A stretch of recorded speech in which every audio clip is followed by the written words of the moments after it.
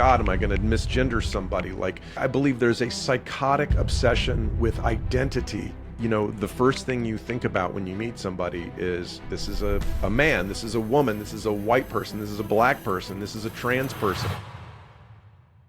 We weren't like this 7 or 8 years ago. You're not teaching kids critical thinking. You're not generating the next generation of balanced, nuanced thinkers. You're teaching them the religion of the left.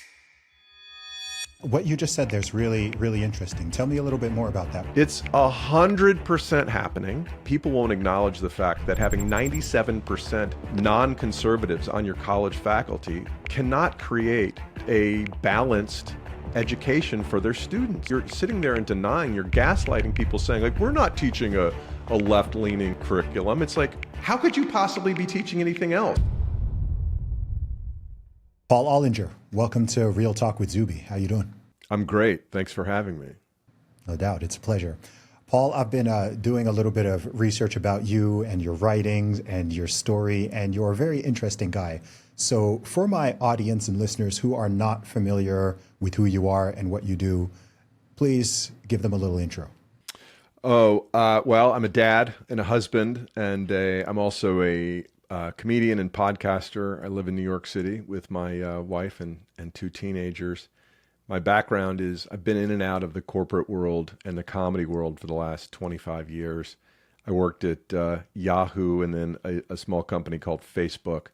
And being an early employee there has allowed me to live the creative life that I've always dreamed of for the last 14 years or so. That's awesome. Tell me about your background. Where are you from? Where did you grow up? I grew up in suburban Atlanta, Georgia, which is in the southeast. It still is a burgeoning new city. And I'm one of 6 kids, was raised in a big Catholic household. And I think that growing up in a house that was full of laughter and smack talk and people is one of the most important defining elements of who I am. I've always felt like I'm part of a bigger tribe. And my mom and dad stayed together for 55 years until my mom died. And my dad was an engineer for the utility there. And so we always had everything we needed, but I had this, my parents were Depression era people. And so there was always this frugality that was baked into our household. And so I was always very ambitious and I always thought someday I'm going to make a lot of money. And if I make a lot of money, then I'll be happy. And I did have that experience through my career and working at Facebook. And then I started to reflect on it, and I was like, wow, I have all this money, but I don't feel any different. I feel like the exact same guy I've always been. And it confused me. And so I started reading everything I could about money and happiness. And I started my podcast, which was then called Crazy Money 6 years ago, and started talking to authors and academics and experts on money and fulfillment, and just trying to figure out what it is in our brains that make us ambitious financially and why that doesn't many times deliver the fulfillment that we think it will. Yeah, it's such an interesting life trajectory because it sounds like you've lived like these multiple lives. I mean, most people wouldn't think someone who works in tech and then has a lot of success in the corporate world and is now a touring stand-up comic, but is also a family man, like it doesn't seem to fit together in a lot of people's brains in the sort of simplistic way most people view the world, right? Like people still have this idea that you're kind of just supposed to do one thing and that's your thing. I'm kind of the same. You know, I'm a rapper, I'm an author, I'm a public speaker, like podcaster, all these things. And people are like, wait, which one are you though? You know, are you this one or that one? And it's like, no, all of them. Do you feel like if you focused on one, you'd be further along in that one thing, or do you feel like doing all the different things makes you stronger at all of them? It's a fantastic question. And I was just a musician until 2019. I started making music when I was still in university. In 2006, I released my first album. And then I became a full-time rapper in 2011. And from 2011 to 2019, all I did was music. Anyone who knew me would have just known me, Zuby, oh yeah, he's a rapper. That's all I was doing. And it was actually when I diversified outside of my music that my audience massively grew and I attained a lot more success. Because I think in my case, I was leaving a lot of stuff on the table by only being a rapper, right? So there's other things, there are other talents and interests that I have. And by limiting it to just the hip hop music, there are all of these people around the world who I could reach in other ways who maybe they're not rap fans, right? So if I'm just in that lane, sure, I can reach a lot of people in that world, but then there's all of this stuff that I have to offer many other people in other fields that they're not getting. So in my case in particular, I think like logically for a lot of people, you know, there's a lot of idea, you know, you should niche down and just do one thing and hammer it home. And I think that's certainly true of some people. But in my case, it wasn't true of my success. And it also wasn't true of me keeping myself interested in what I'm doing. I love music, but I also love having these types of conversations. I also love speaking on stage. I also enjoy writing books. I'm also really into the gym and writing about health and fitness and all these other things. So it's just like, well, why don't I just throw it out there and people can take what they like. I'm not offended if someone's like, you know what, I'm only interested in your music, or I'm only interested in your podcast, or I just like your takes on social media, whatever it is. It's like, cool, here's the buffet. You take what you want, and I'm not going to be, trying to force you to just take one thing. Well, I think it's clear I should get into rap. That's what I should be doing now. Add it to the mix, man. So many people have a secret 16 bars somewhere. You must as a comedian. If I could play guitar, I would. That's what I'd be doing. But comedy is, you know, all musicians want to be comics. All athletes want to be artists. All comics want to be musicians, right? So like, but I swear, if I could play guitar, that's what I'd be doing. But for better or for worse, I was not granted a musical ear, and you know that is what it is. How did you get into the world of comedy? I completely by accident. I was in plays in high school, and I remember being on stage and thinking, this is the most fun I've ever had. And, you know, I also played football and American football, and was, in the student council and stuff. But like plays was the thing. I was like, oh my God, this is a blast. This is so much fun, and a different kind of fun than I've ever had. But I remember thinking, this isn't real. You know, I was raised to be like, you know, you get a good job, you go to a good college, you get good grades, you go get a job, and then you work for 40 years, and then presumably you retire and die. But you know, so I was like, well, acting isn't like a real job, so it's not something I could do. And I went to college and I majored in business, and then I went and got my my master's of business administration. And one night I co-hosted a talent show, and I just made fun of my friends for 15 minutes. And it was a packed auditorium, and I got these giant laughs. And I was like, oh, wait a minute, this is what it's about. And that's the night I got bit by the comedy bug. And it's that feeling when you're on stage and what you do is received so beautifully. It's almost narcotic, the flood of brain feelies that you get in that situation. I do some corporate speaking as well, and that's fun too, but it's nothing like a wave of laughter that just comes at you at one time. And I was like, oh, this is what I want to do. And this is in 1996 probably, but I had borrowed $80,000, which would be like $160,000 today to get that degree. And so I was like, I got to go earn some money to pay that back. And comedy wasn't going to be the thing to earn the money. So I went into the digital media world, and I just happened to pick the right industry that was exploding. And so I was fortunate that if I worked hard and showed up on time, I was going to do well in that industry. And that's what ended up happening. And I got some fantastic breaks, and it all worked out. Awesome. Tell me a little bit more about the corporate career. Where was it you worked first? Did you say Yahoo? Well, I worked at a company called Launch.com. And to give you some a technological benchmark, the magazine, or the company was actually putting out a monthly CD-ROM. It was a magazine business model. So it was interviews with musicians and movie stars that came out on a CD-ROM. And so you'd click on a little icon on the CD-ROM, and the video would play. And it was so slow too, you know. And we sold advertising. I was the East Coast ad salesperson when I started. Very shortly thereafter, we launched a website called Launch.com. And it was like Pandora or RollingStone.com in an era before broadband even went to the home. This was 7 years pre-iPhone or something like that. And so it was a great idea that was just way too early. And so we went public and we crashed like everybody else in 2001. And fortunately, Yahoo bought us for change that Jerry Yang found in his sofa. But we came in at the right time. It was at the very bottom of the dot-com bubble, and then Yahoo came back over the next few years as a serious company that was trying to create ways for brands to advertise and market themselves on the digital platform. And what's so interesting looking back on those years is when I was working at Yahoo, the advertisers had no idea, and the platforms like Yahoo didn't know who their audience was.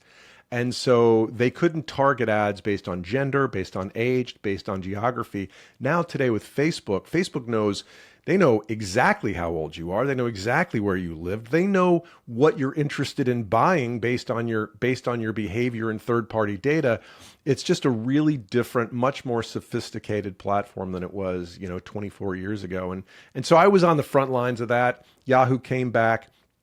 The stock rose significantly. I paid off my student loans, and then I moved to LA to do comedy full time.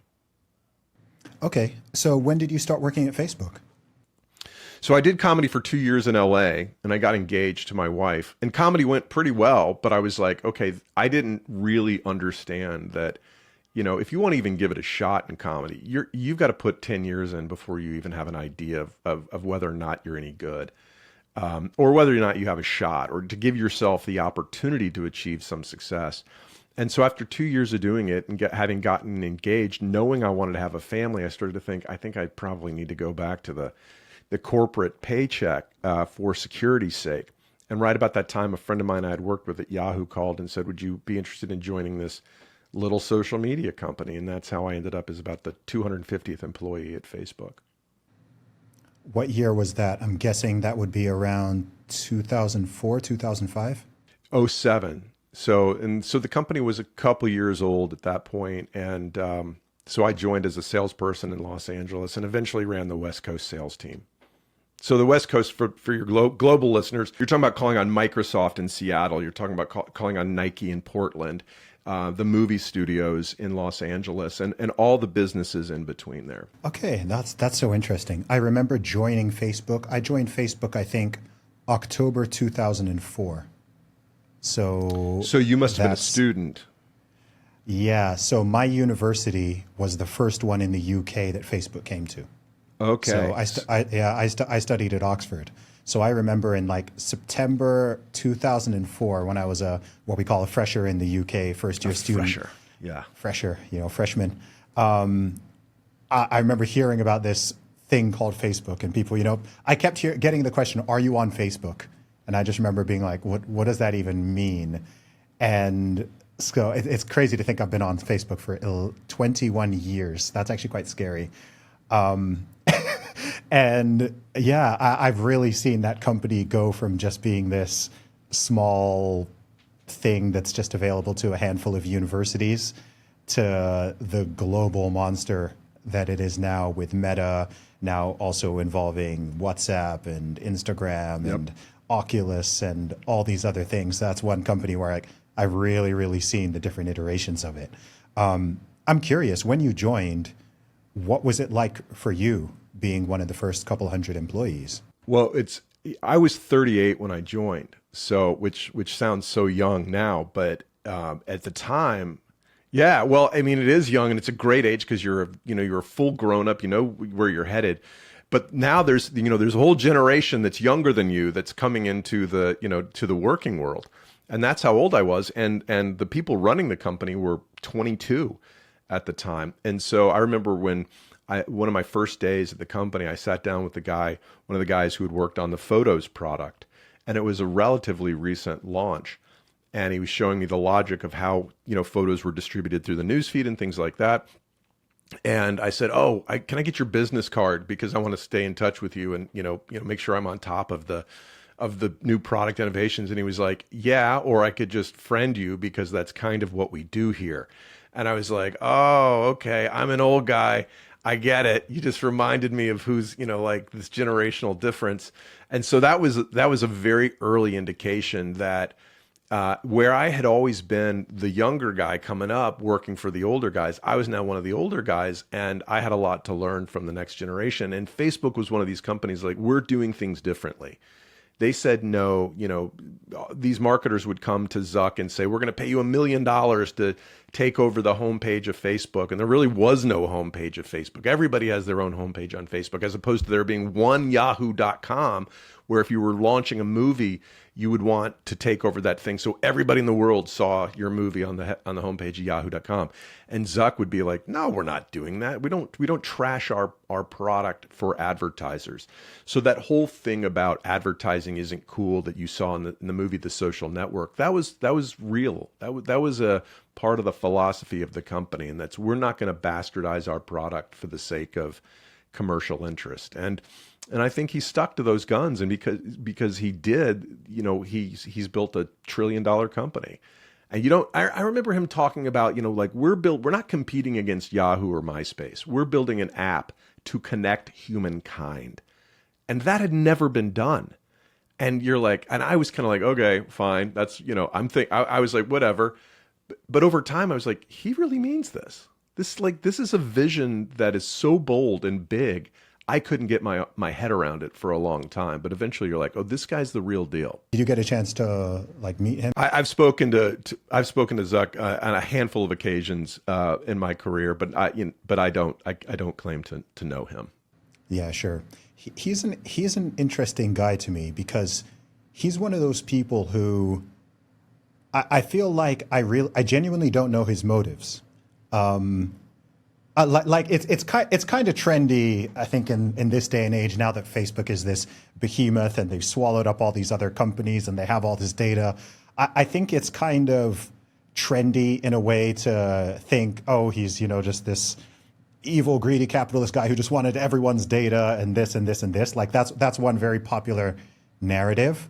Whereas I tend to give much more sort of benefit of the doubt. I kind of see someone who, like again, I don't know him.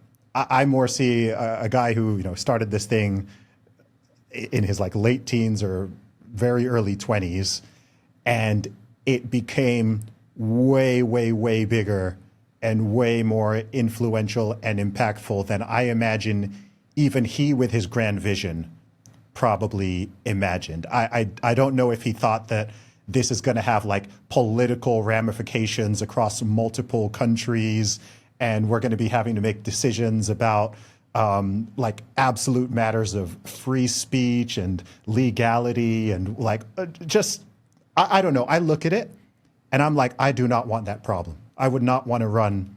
Right, like when I look at him, I don't look, oh wow, I want to be a billionaire and do that. I'm like, no, I do not want this man's problems. No, well, I one of the things I think about a lot is our tendency as human beings is to look at other people and go, boy, I sure would like his yacht, or the ability to fly private, or the ability for people to seek me out for my opinion. But you got to take the whole bucket, man. You don't just get part of Mark Zuckerberg or anybody else.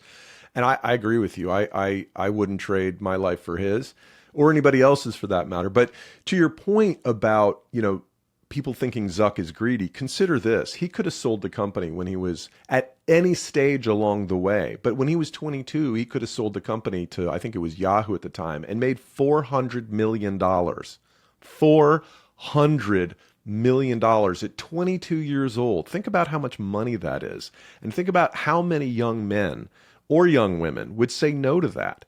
Only somebody who's thinking very long term would say, no, I'm trying to build something here, and it's not about money. So he might be motivated by any number of things that people might be suspicious of, but if he's greedy on a level that most of us can't understand, right? He could have taken the easy money any number of times in his 20s, and he had the forethought to not do that. So I don't know. I mean, I don't see inside of his brain. I wouldn't be so forward as to tell you what he's thinking, but the guy's a long-term thinker, if nothing else. And the decisions he made, by the way, to structure the company and the board such that he would have control of it for perpetuity, that was very, very savvy. and it's allowed him to make decisions that, I mean, he probably would have been replaced as CEO 10 times had if he didn't control it. Even buying Instagram, people were like, "You're out of your mind. You're overpaying for this. What are you doing?" And in retrospect, it turns out to be one of the greatest investments in the last 25 years. Absolutely. How long did you work there? 4.5 years. Okay. And all these years later, I mean, we're now 18 years past when you started working for them, if my math is correct. So what's your current view on Facebook/Meta? I mean, the whole social media landscape has evolved so much since then. So what are your thoughts on it? Well, I think it's here to stay in some form or fashion. I don't think it's, AI is a great reminder that whatever technology is dominant in one phase is threatened by innovation in the next. And I think, ChatGPT and Perplexity and Claude and all these things are true threats to, for example, Google's business. So we should never sit there and say, oh, this company is dominant, it can never be taken down. Yeah, it can. But I think the way we're connected through Facebook, and whether it's going to remain Facebook or whether we'll move to Instagram or to whatever, or WhatsApp or whatever the next thing is, social media is here to stay. And that has a lot of implications. You mentioned the political one. Well, that's pretty important to understand the concept of echo chambers and the way our brains work, to not, that we seek out confirmation, that we have confirmation bias, which means we're going to seek out information that confirms what we believe rather than to inform us and potentially change our mind. And that has major impacts in our political systems that we need to work on. It has major impacts on, the usage of social media and the way it's engineered has major impacts on the way our children's brains work. And we need to be aware of that. My son is flying home from camp as we speak. And, one of the reasons we justify sending him to camp is because it's 2.5 weeks during the year that he doesn't have his phone on him. And we are very grateful for the opportunity for him to take a little digital detox and, just have regular conversations with his peers, because that's not happening for his generation the way it did for mine or even for yours. Yeah. I wanted to ask this question. I mean, I just became a father 2 months ago. Oh, dude, congratulations. Yeah, thank you very much. So as we speak, I have a 9-week-old son. And naturally, myself and my wife, I mean, we're both millennials. So we're both in the final generation that has a recollection of the world prior to all of this stuff. He's going to be in, I think officially they call it Generation Beta, but I call it Generation Bravo because I can't have my son in Generation Beta. Generation Alpha, man. Yeah. He's going to be the alpha of beta. Yeah, I think last year was the cutoff for Generation Alpha. And hilarious. It just blows my mind to think, gosh, by the time he's a teenager, let alone a young adult, like what even is the world going to look like? We're just talking about how much things have changed from the mid 2000s. So say 20 years ago to now. And I just think, gosh, another 20 years from now, you can't even predict what it's going to look like. We know we're going to have some forms of smartphones, some forms of AI, some forms of robotics, but all the stuff we have now is going to be seen as primitive by the time we're 20 years into the future. And I just wonder what that's going to look like for our young people. Well, I think AI is a shot across the bow for anybody who's over, 25 years old, because you sit there and go, with my teenagers, I know they're using AI. Everybody all their peers are using AI. And you say, well, what's important in terms of education? Do they need to know their times tables? Do they need to know how to write, a coherently structured argument, a paper? Do they need to read every single book, or are the lessons that those books, is a distilled version of that book okay? And I don't know, man. I don't know. I guess time will tell, and we'll figure out, some of this is important and some of it isn't. I worry more about the interpersonal relationships and the way technology seems to be interfering with those than I do about the book learning piece of it. That's an excellent point. I think we have the same sense in that regard.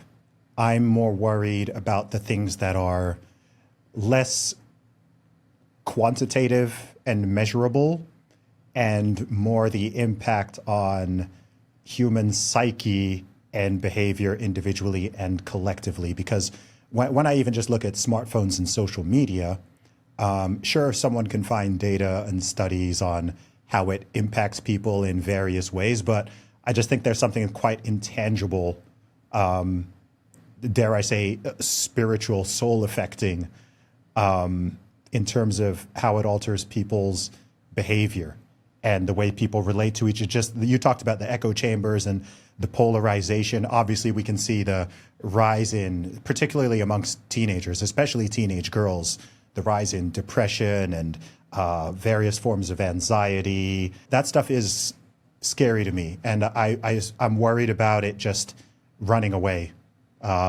before we've even had a chance to catch up. Totally, and I know you talk a lot about this on your show, and it's relationships are the most fulfilling part of the human experience. And you look at the Harvard longitudinal study, and the most important factor, the variable, and the Harvard longitudinal study, I'm sure you've talked about it before, 80 years measuring habits, lifestyles, from diet, exercise, faith, marriage, family, etc. The number one thing that leads to happiness isn't money, it's relationships. And with technology, we're at risk of other people. And we've always been at risk with other people outside our tribe being abstractions. But I think that tribe is getting, the real human tribe is getting smaller and smaller. And so that leads to us not being able to have empathy for people, for very many people. Yeah, and I worry about that. Maybe I'll be dead before it comes to fruition, but I think it's harder and harder to see our political opponents, even in our own city, even in our own states, as human beings with their own relationships that are loving and supportive and all that, because they're not part of our tribe, and so they are the other. Can you go into that a little bit more? I feel like I know what you're hinting at, but I'm curious as to how you've seen that manifest, I guess, on the ground in the real world. Well, the stereotypical thing to talk about in the United States since the rise of Donald Trump in 2015, 2016 is Thanksgiving dinner. Thanksgiving is the giant holiday where people come home from all over to eat and celebrate and all that. But Thanksgiving dinners have become have become polarized because of your uncle is a Trump supporter, and you can't get your head around the fact that this person is so excited about a polarizing political figure like Trump. Or the other side of it, you're a middle of the roader, but your college student comes home with all these radical ideas from the faculty that's been instilling the construct of oppressor and oppressee, and they're going to come home and spew all this Marxism at the dinner table where we're celebrating America and we're celebrating family and commitment and things that are no longer fashionable on campus. And I'm not advocating one or the other position. I'm just saying that there's strife even within families to a degree that Gen X and millennials didn't experience until somewhat recently. And those things are exacerbated by technology. Yeah, it's an interesting one. I hear, obviously I'm British, and I live out in the Middle East now, but I spend a lot of time in the U.S. I'm married to an American. I know enormous amounts of the U.S. of American people, and I've traveled the U.S. more than most Americans have. So I have a sort of strong connection to the nation. And it's interesting because I hear this sort of meme about the Thanksgiving dinner thing and the arguments about politics and so on. And I guess I've always wondered, like, how real is that? Like, I'm sure there's over 300 million people in the country. I'm sure it exists to some degree, but I wonder, like, what percentage of families does that actually happen? Or is this something that the media is sort of like hyping up to even increase the polarization? Well, I think it happens a lot. I think it's a very real thing. My question is, and I think this is probably a question you encounter at when you become a middle-aged person, and you say, "Am I thinking about these things because they're new, or am I thinking about these things because I'm now thinking about my family and I'm thinking about the world my kids are going to inherit? And is that just an age thing?" You think about, okay, well, what were Thanksgiving dinners like in 1968 when King was assassinated and RFK was assassinated and the Vietnam War was raging? And you had this great generational divide between the greatest generation and their kids, who were the baby boomers, who were hippies at the time, later became yuppies. But like, what was that Thanksgiving dinner like? It couldn't have been terribly harmonious, right? Like, there had to be strife back then. So is this new, or is it just the latest manifestation of generational differences in the way we think and what we believe? And by the way, those beliefs are a big part of our identity. I interviewed my podcast last week, a guy named Andrew Heaton. Hasn't come out yet, but he wrote a book called Tribalism is Dumb. And I was teasing him because I think the book is misnamed. I think tribalism is who we are. I think tribalism, it causes a lot of problems, but it is evolutionarily baked into who we are. And so our beliefs, our political leanings, they're not just things we came up with. They are part of our identity. And so that's why changing our mind is so difficult, because changing your mind means reassessing your sense of self. And so that's what makes it very, very difficult. Yeah, you've made a lot of interesting points there. I mean, coming back to what you were saying about, is it the fact that we're getting older, and thinking back to what it would have been like historically. I wasn't around, obviously, in the 50s or the 60s or the 70s. To be clear, I wasn't either. I wasn't sentient either. I was. Yeah. But one thing, but I do sometimes I have listened to like debates from that time that are available on YouTube, and just looked into some of the writings, and even just within my own lifetime, even if I just think back to the 90s or certainly the 2000s, there's definitely been a shift in the last 20 years or so. I mean, I think one of the main things that has changed is number one, I think there's three big ones. I think number one, certainly in the US and the UK to some degree, but not as much as the US, I do think that the actual polarization of people's views and values, it has shifted. And I know people have looked into this and they can actually, crunch the numbers, and it has actually shifted. So the gap between Republicans and Democrats is bigger than it was 15 years ago, 25 years ago, 35 years ago. Then we obviously have smartphones and social media into the mix, and all the chaos and overflow of information that brings. But I think for whatever reason, and maybe it's a result of the first two, but ironically, I think something that's decreasing is empathy in the true sense. Mm. I think we have a lot of fake empathy in modern culture. But when I say empathy, I mean the actually being able to see and understand things from someone else's perspective, and do your best to try to be charitable, not just assume malice or assume that they're evil or they're a Nazi or a communist or they want to kill you or whatever, fascist, like whatever word someone's throwing out there, racist, white supremacist, so on. Instead of jumping to those types of conclusions, really, really sitting there and trying to think, okay, as much as you may disagree, as much as you may be bothered by someone's views, like genuinely trying to understand what they believe and why they believe it, and actually be willing to hear them out, be willing to sit in a room and have a conversation and not straw man them, not insult them, not attack and insult their character. For whatever reason, that seems to have decreased. It seems like decades ago, you could take two people who are like just very strongly opposed on whatever topic may be. By the way, this goes for the so-called leaders themselves. This includes the politicians. Like the debates between political candidates, they've always been fiery, but they were far more respectful. It was far more mature and respectful, even when they really didn't see eye to eye. Whereas now there's just a lot of mudslinging. I think because of social media as well, everyone's looking for the kind of hot take. Everyone's looking for the 30-second clip that's going to go viral, and it just coarsens the discourse. Nobody gets a lot of views for, hey, what do we have in common? Let's talk about, I know we disagree. I know we're on opposite sides of the fence, but what do we care about together? Educating our children is absolutely essential.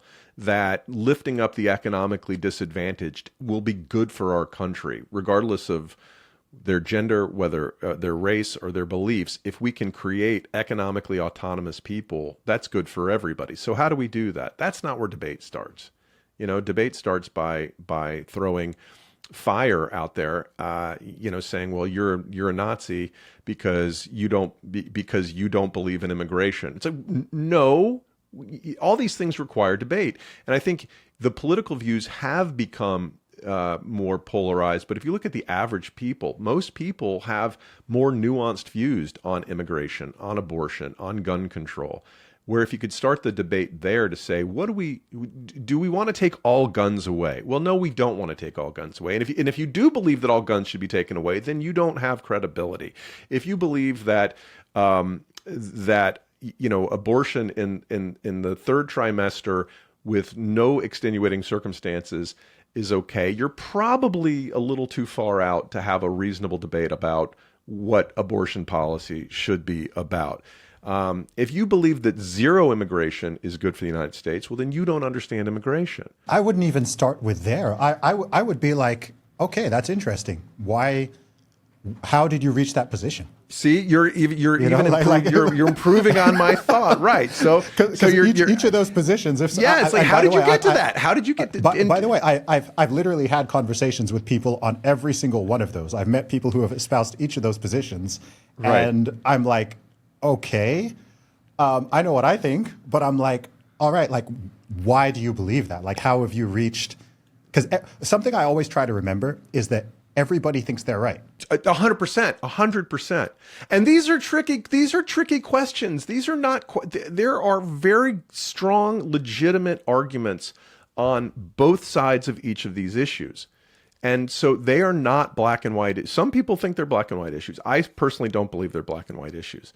And so they require nuance. They require the kinds of conversations that are not rewarded in a 24-hour cable news environment, and certainly not in an always on click or post every day, several times a day, get as much attention as you can. That kind of stuff doesn't get a lot of attention. I do really admire the people that are out there trying to have those debates. Oh gosh, what's Sharon, the government teacher? I got to look her up before we're done, but she's done an incredible job trying to post real information about real issues and debunk some of the stuff that's going around. She got her start when she realized that some of the people she was reading online thought that the Electoral College was an actual college with a campus and a cafeteria. And so she was like, wait a minute, I got to get out there and, give people some real information that they can benefit from. How do we improve this? I think that's like a very important question that needs to be thought about, because I think we all know the problem with sort of what people call mainstream media, or the MSM, the CNN and Fox News and so on. I think it's crazy, by the way, in the US that there's not, as far as I know, there's no major news channel that even tries to be in the middle, which is pretty nuts. In the UK, they at least try to be somewhat in the middle, whether you're talking like BBC or ITV or Sky News or so on. If you ask someone who's very left, they think BBC is right wing. If you ask someone who's very on the right, they think BBC is left wing, which to me is actually a pretty good sign. But everyone knows, okay, Fox News, right, MSNBC, left, CNN, left, OANN, right. And it's kind of crazy that in a country that size, but in a nation of that size, it's kind of weird to me that, like, if you're just a normal person, like if you just want news like on TV that's at least trying to just be objective and down the middle, I don't even know what channel that is. Well, that it should be NPR, but institutional capture is a real thing. I listen to NPR, National Public Radio. No, I did that face because I think of NPR as left.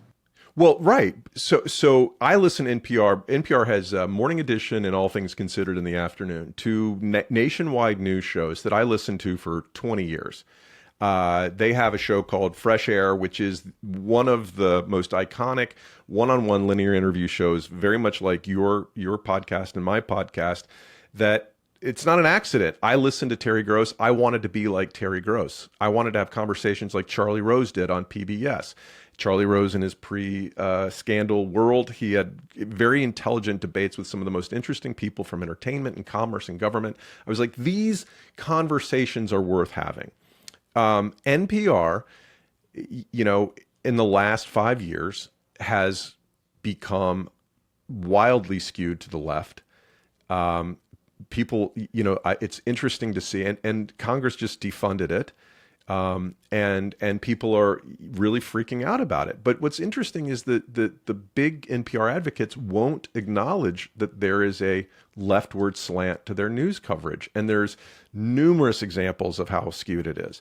It's just like the way people won't acknowledge the fact that having 97% non-conservatives on your college faculty cannot create a balanced education for their students. You're sitting there and denying, you're gaslighting people, saying like, we're not teaching a left-leaning curriculum. It's like, how could you possibly be teaching anything else when there are mandatory DEI statements for every single faculty hire and 97% of your faculty identifies as not conservative? You're not teaching kids critical thinking. You're not generating the next generation of balanced, nuanced thinkers. You're teaching them the religion of the left for the most part. And so these institutions are having a reckoning right now. Sadly, the way they're being held accountable is through the very rough handling of the Trump presidency, who's crippling them and taking away research dollars to try to get them to, re-enter reality. I don't think that's the right way to do it, but I don't know any other way to get them to acknowledge how far they've gone off the reservation. And by the way, you can't say gone off the reservation on a college campus because that's seen as racist, right? Against Native Americans. And it's like, no, it's not. It's just a phrase. You've left the campus. Sorry, folks. Gosh, we've really lived through such a strange past decade. I've said multiple times, and other people are now seem to be catching on to the idea that I think the peak of what we've kind of collectively referred to as wokeness has passed. I'd say the peak was like 2020, 2021. That doesn't mean that wokeness is dead. I think people are saying that it's dead. It's not dead. That's like saying, okay, well, we're past peak inflation, but inflation's baked in. Inflation is cumulative. You don't go back to what prices were before after, 10% inflation. You just have a higher baseline. And so what I'm hopeful of, and you said there's no one balanced news source. I am encouraged by the rise of the Free Press, Barry Weiss's publication. Mm-hmm. And people think it leans a little right, but I think okay. I just think it has, they're not Trump fans, but they do have a critical analysis of both the left and what we call the right, the MAGA world, that other publications, they have to serve one side or the other. And the FP is demonstrating that there are people out there, not a ton of us, but there are people out there that want to have a more moderate or equally fair publication to challenge the way we think. Is that I don't know that much about. I know who Barry Weiss is, but that's online though, right? The FP.com. Yeah. Okay. So I think the point I was making is on TV, I don't think there's anything in the middle, is there? I mean, it depends.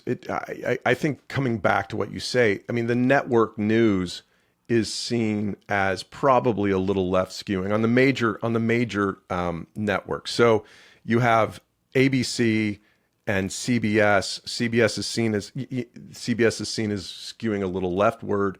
ABC is probably in the middle. CNN is seen as skewing leftward. MSNBC skewing very left. Fox News skewing very right. So yeah, there's not sort of a PBS. The new PBS NewsHour is what should fill public broadcasting system. I guess it's system or service should be the middle of the road. But what's also happened is that very few people watch the national news anymore. The ratings are tiny. They're absolutely microscopic. What you probably read about what happened with CBS and late night television. Their late night shows, Stephen Colbert's show, The Late Show, was CBS announced that it's canceling it next year. Now, is it losing $40 million a year, as the network says? And did they cancel it for that reason? Or did they cancel it because Stephen Colbert has, definitely leans left and thereby is only eligible for half the country to tune in. And so his audience is small. And so maybe it's a little bit of both. Maybe it's because he skews left and he's losing money. Maybe he wouldn't be losing money if he wasn't so anti-Trump. I don't know. But economics catch up to you if you're also drawing the fire of the commander in chief. 100%. It's difficult for me to feel any sympathy for any of them. I guess I feel sympathy for the kind of like normal people who work at these companies who, I'm sure I'm sure there are some just like normal people who happen to be a technician on the Colbert Show. And, if they lose their job or something, I feel sympathy for that. But I really just feel like they're laying in the bed that they've made. If you've spent the last 10 or 15 years doing this, despite, it's not like the feedback has been silent, right? Like so many people for so many years have been saying like, hey, could we have some balance, or what about this, or what about this perspective? And it's not that it's just ignored. I think it's the fact that it's derided and attacked, right? Like, so Stephen Colbert losing his show, I'm literally like, good. I remember the stuff he was putting out during the pandemic era, right? And he was not kind. He was not sympathetic. He was not like anyone who was not 100% on board with, him. Same with, the Jimmy Kimmels and like all, I struggle to even differentiate between, they're all like the same guy to me. But with all of them, I mean, they were not, it's one thing to have a viewpoint, but when you're talking about, people should lose their rights, or people should even die because they don't agree with you, or people should be denied health care because they, didn't take a shot, or that. Once people are in that territory, I'm like, man, that's not just a difference in viewpoint. That is malice. There are many millions, billions of people I disagree with on various things in the world, but I would never, wish harm on them, or if something bad happened to them, like think that they shouldn't be taken care. Like that's just very dark to me. Like that's when you're no longer in the realm of decency. I find it interesting. There's a clip of Johnny Carson, an interview with Johnny Carson, who was the longtime host of The Tonight Show, and I'm going to just guess mid-'60s to mid-'80s or late '80s or something like that. And this is in a time when there were 3 or 4 networks on the air. So when TVs were turned on, Carson probably had 25 to 45% of them on any given night. This is in the same late night slot now occupied by the guys you just mentioned. And Carson was asked about his political opinions, and he states very clearly, I don't want people to know what I think about these things. That's not my role. My role is to go out there and entertain people and have good conversations. And so it was an attitude that maybe was informed by the scale of mass media at the time. Whereas we've gotten into a world, a media world that is so fragmented that the way you capture a certain part of an audience is to tell them what they already believe on either side. And so I'm not sure if they're the symptom or the disease, like that. But I think you're right that if you go down that road, you're going to reap the rewards and pay the prices of espousing one view or the other. And if the economics don't work, don't be surprised when you lose your platform. Yeah, absolutely. Do you think that politics has just infected and infested too much of people's minds, time, and energy overall? Because that in itself seems to be like a big problem. Like it's just occupying too much, far more headspace than it's supposed to. As you know, I live in Dubai. One of the things that's more subtle that I actually love about living in the UAE is all the political stuff just dials down to like nothing. Like when I'm here, sure, I'm online and I see things that are happening in the UK or the US or other parts of the world. So I can choose to stay informed via the internet. But outside of that, it's just no one here cares. People just don't. Everyone's focused on their job, their business, their family, their kids, like just all the other things that life entails. The politics just runs in the background. There's no left, there's no right. You don't even know anyone's views. Obviously, there's no voting. It's not a democracy. And that like freaks some people out. But it's like there's something about it. It's like this dark cloud just lifts off of you, and you can just focus on all the stuff that you're kind of meant to focus on. And there's not this constant like culture war and battle and this happened and that happened and this person said this and this person said that. And I don't know, like I love the USA. It's one of my favorite countries. But I noticed that when I travel there, even from the UK, there's just this constant, it's like, I don't know the best way to word it. It's almost like, I don't know, like on old TVs where you'd get like the sort of static disruption, or there's just like something in the frequency. It's just kind of in the air. There's like there's this kind of tension. Even if you try to avoid it, you can't really, because you go to a restaurant, you go to a bar, you're in the airport and there's TVs, you're in the gym and on the treadmill, like it's freaking Fox News on the treadmill. You know what I mean? And I'm just like, oh my gosh, like, can't I just like step away from this all? And you're talking to people and it naturally comes up in conversation all the time. I get into an Uber, the Uber driver wants to talk to me about Trump, and I'm kind of like, boy, this is a lot. Well, I think that it depends how you define politics, certainly, but everything has become politics now. And I believe there's a psychotic obsession with identity in the United States now that permeates every business, every educational institution, every interaction you have with somebody, that we weren't like this 7 or 8 years ago, where, the first thing you think about when you meet somebody is this is a man, this is a woman, this is a white person, this is a black person, this is a trans person. Oh my God, am I going to misgender somebody? Like there's this obsession over identity being absolutely sacred that further, the emphasis on individual groups further separates us as fellow human beings. I see it in schools. I see schools where you have a certain finite amount of resources and they decide to focus on, hey, we're going to have college night for parents of black students or parents of gay students. And we're going to have, and it's like, okay, well, if you have a finite amount of resources, you're choosing to build those individual groups as opposed to building the entire parent community. Why aren't we doing that? That sounds so crazy to me. It's 100% happening. It is. You get all these surveys that are like, hey, we're just asking you how things are going for your student. And they're very focused on dividing the results of these studies by segmenting them by race and by gender and by, your LGBT orientation or whatever. And it's like, guys, and I just used a gendered term. Hey, folks, hey, friends, why don't we focus on building the overall community and have everybody get to know each other? And this is very clear to me as somebody who comes we moved to New York from Atlanta a year ago, and we're really wanting to be a part of a broader community. But the broader community isn't as strong because they're building sub-communities, and that's a shame to me. That's a real shame.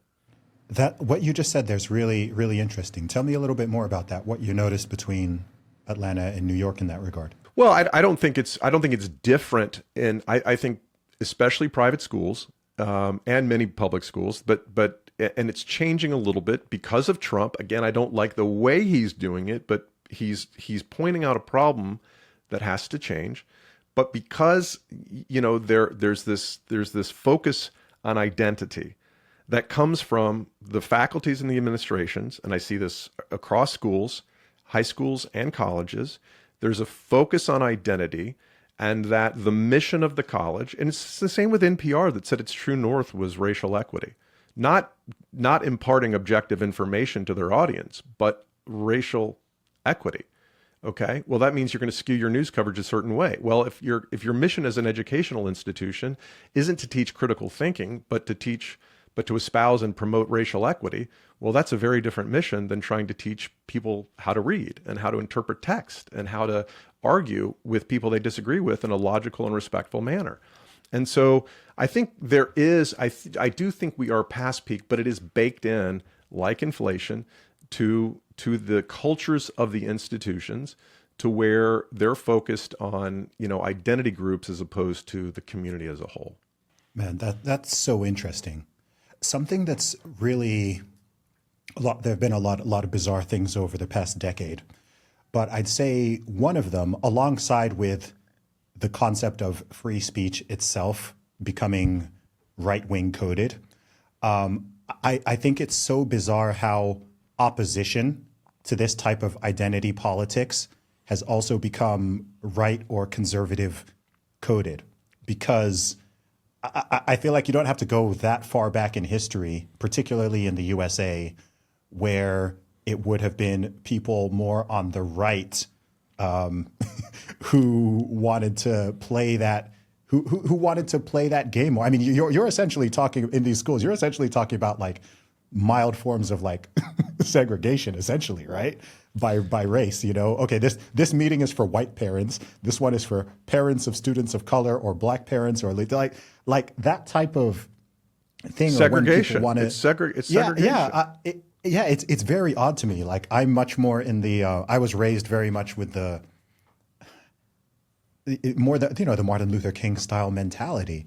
I just remember growing up. I grew up in Saudi Arabia, but where I grew up, it was truly diverse community in every sense of the word. I had friends, teachers, colleagues. Like, it was just people from everywhere. It's a little bit like Dubai. It was just, you've got people there from North America, South America, Africa, Asia, all over the Middle East, Australia, just people from all over the world, and they're all just there, in this strange land, and everyone's living together. There's only one school. All the kids go to the same school, and like from day one, from 3 years old, 4 years old, kindergarten onward, I've just always been surrounded by all sorts of people, different races, ethnicities, nationalities, families of different religious backgrounds.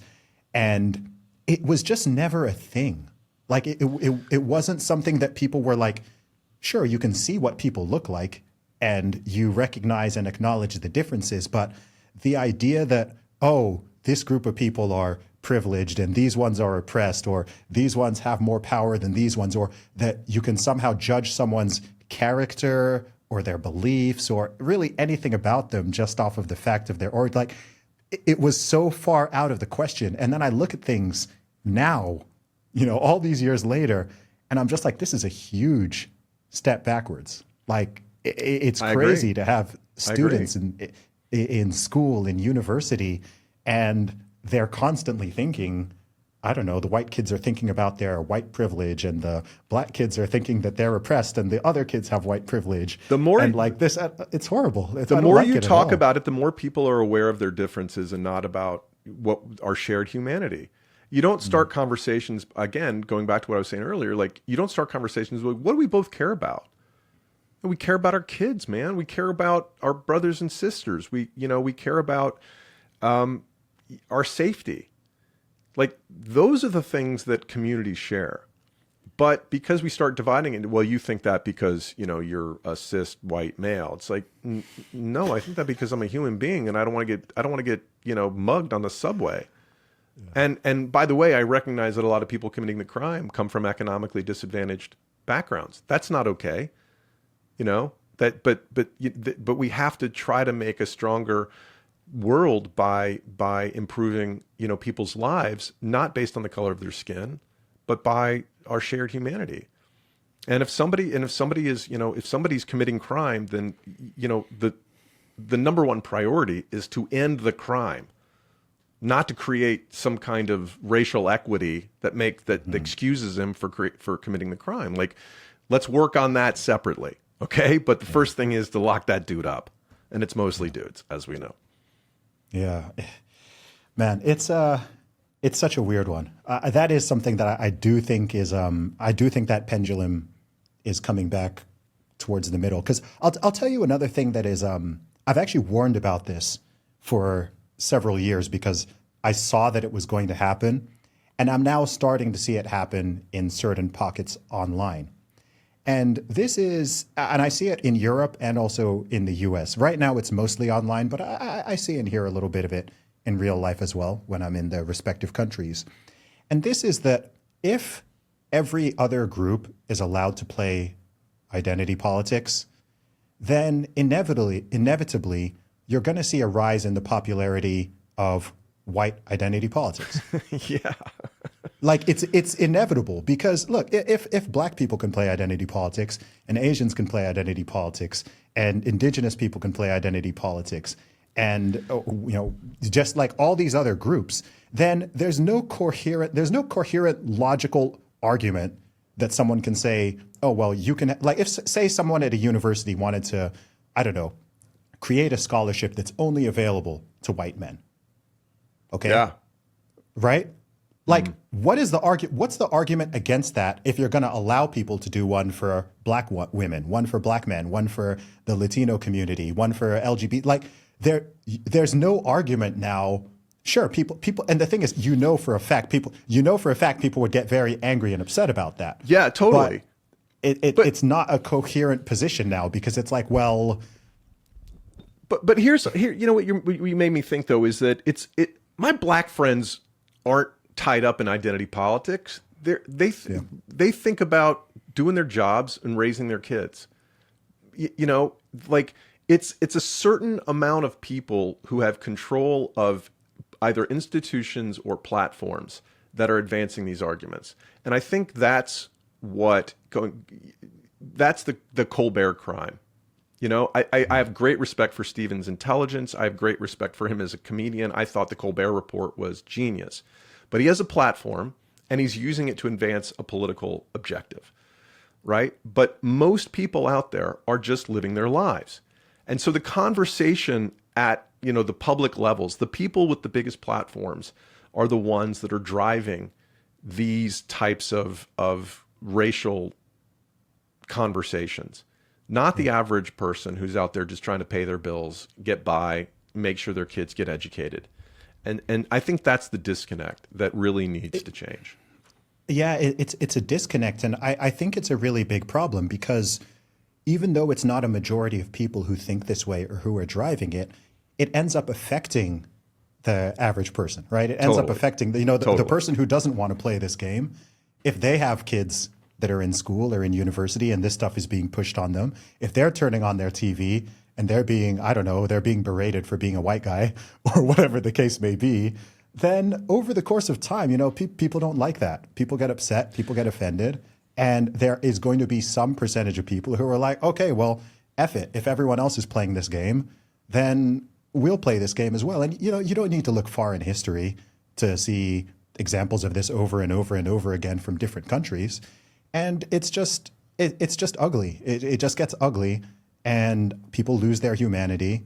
And the concept of the country being united, which is in the name, you know, it's part of the brand. It's part of the brand. It's part of the brand. Yeah, it falls apart. You know, it just gets balkanized. I mean, and you hear people talk about like, you know, oh, you know, we should just. What's the word? Secession. You know, it's time for secession. It's time for these ones to go this way and these ones to go that way. And I can understand how people get to that point, but I'm kind of like, this really is not necessary. Like, A lot of this could just be nipped in the bud. I spent a lot of time in the States. The idea that most Americans are, I get people asking me, people who are too online. I'm sure you get this question, do you think the country's on the brink of a civil war? And you're like, bro, go offline, like go outside. Yeah. And no, the answer is no. I'm very hopeful that we can surface some candidates who can move to the middle. There's a guy, Richie Torres, who's a congressman from the Bronx, gay black man.